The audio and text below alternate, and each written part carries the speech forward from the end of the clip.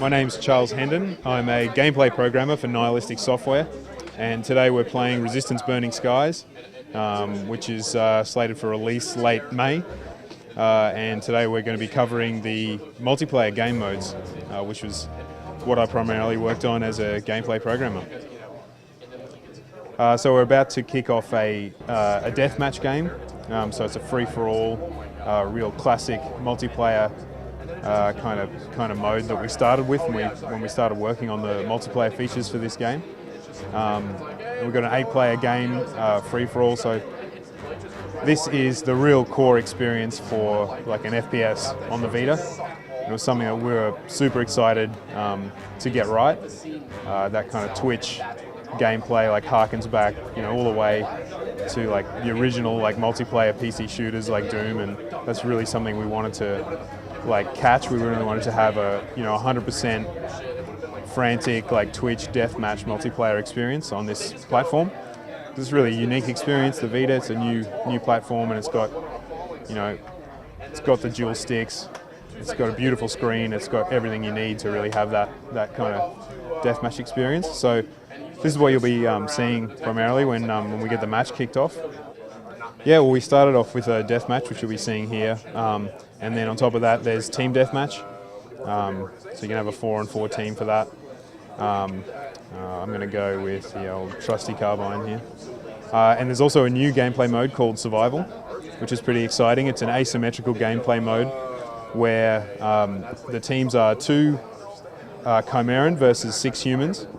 And the idea of the game is that if you're a Chimeran and you kill a human, that human respawns on the Chimeran team, which is really cool. So the object of the game is to survive for as long as you can. You're trying to survive as the human, so it's important to like stick together in a pack and like defend the exits and know the maps to survive for 5 minutes. If you're human and if any human survives for 5 minutes, then the humans win the match.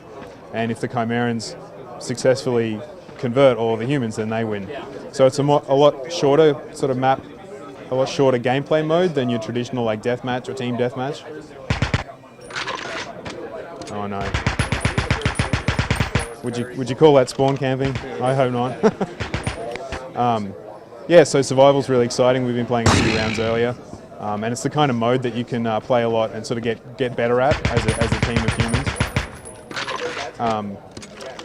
And it sort of builds on that kind of Twitch gameplay that we've got going on in the deathmatch and team deathmatch modes, and all of the weapon upgrades are available in all of the modes.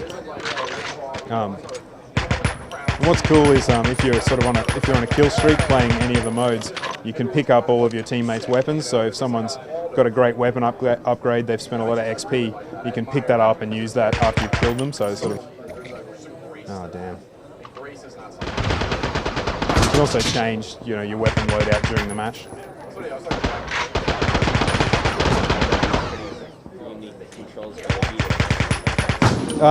So we've got for a lot of the secondary fires for the weapons. I'll just change my loadout here and go to the bullseye.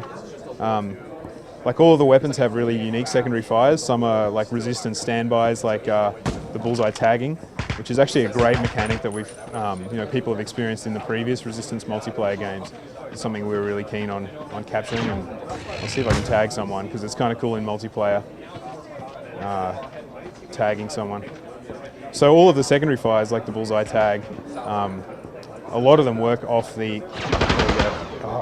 Not quick enough. So a lot of them work off the touchscreen. Stuff like grenade throwing, tagging, a lot of the other secondary modes all come off the touchscreen.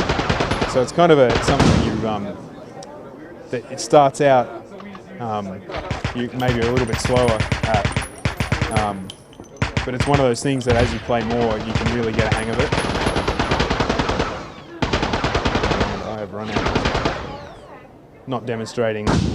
I think my combatants are a bit quicker at the tagging than I am. Stuff like grenade throwing is really intuitive on the touchscreen.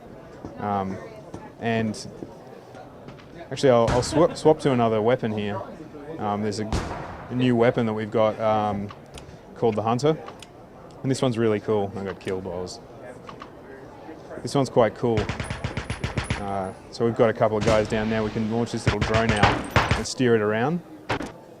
and yeah, that's really effective and it's quite fun from a vantage point like that. And all of the weapons have, like a secondary fire that you can utilize in multiplayer. And you've got, as well as that, you've got a couple of grenade types as well. You've got like a bouncing Betty type hedgehog mine, which is one of the resistance stalwarts.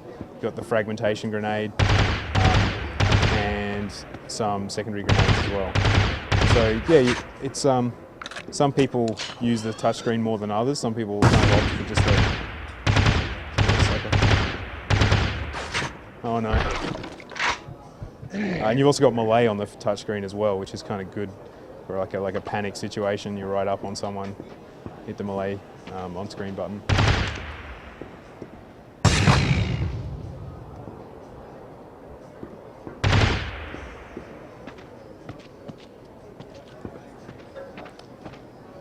So yeah, the deathmatch is really like my challenge with deathmatch is not to get sweaty palms because it's so frantic.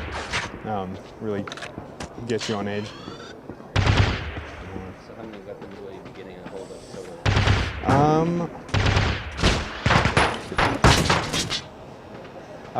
Weapon wheel comes up. So there's 8 weapons total plus grenades. And all of them are customizable, and you can spend your XP. You see these awards coming up in the match. As you're earning XP for like quick streaks, you can actually, that's spendable XP inside the multiplayer that you can use to upgrade and customize your loadout. So we have a look at the loadout here. Each of these 3 loadout slots are customizable. You can customize the grenade types, the upgrades. So there's a whole lot of tuning that you can do if you're serious about multiplayer to really get the edge on your opponents. And already, like just from playing during development, there's some really effective upgrade types, which people are customize their upgrades. So that's a brief coverage of the deathmatch modes and a sort of description of the other modes there. There's an infection social game here as well, where you can catch an infection from a viral augmentation from other players, which increases your XP, and you can spread that via the Vita's near capability. That's pretty cool as well. So overall, it's the real core experience of your frantic like deathmatch modes. You've got the survival mode, which is very cool, gives a more of a sort of co-op feel, and the progression of gaining XP and earning your upgrades. So that's basically a few of the things that you got to look forward to in Resistance Burning Skies multiplayer.